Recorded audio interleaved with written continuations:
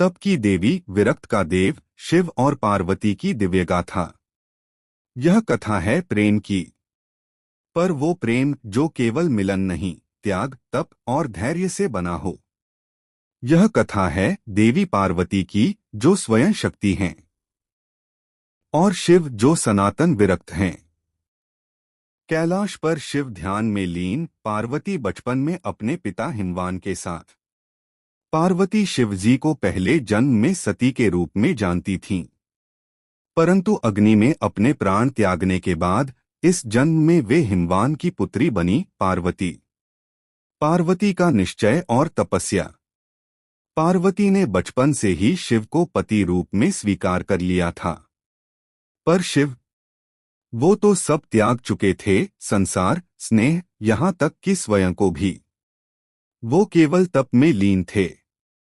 Parvati one में कठिन तप करती हैं, कांटों पर बैठकर, जल त्याग कर, वर्षों तक केवल वायु सेवन। देवता भी दंग रह गए। एक स्त्री, और इतना कठोर तप? नारद जी बोले, हे महादेव, ऐसी तपस्विनी को क्यों ठुकरा रहे हो?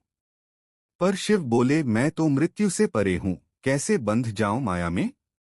कामदेव का अंत। देवताओं ने पार्वती के तप का साथ देने के लिए एक योजना बनाई।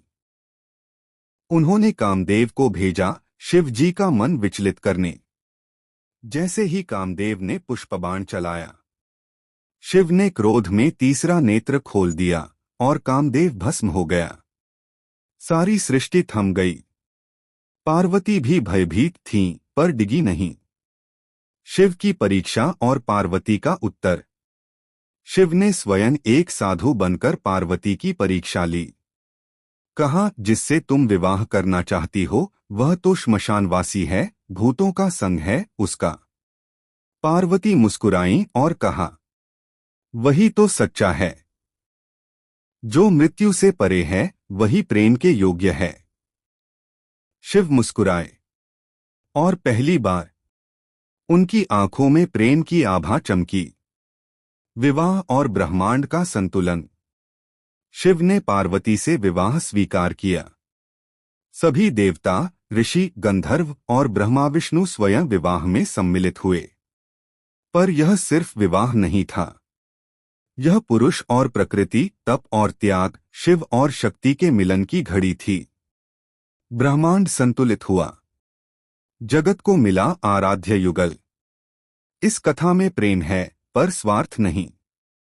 तप है, पर हठ नहीं। यह सिखाती है कि सच्चा प्रेम प्रतीक्षा करता है, संयम रखता है और अंततः ईश्वर से भी जीत जाता है। अंतिम संदेश। शिव पार्वती विवाह कथा से।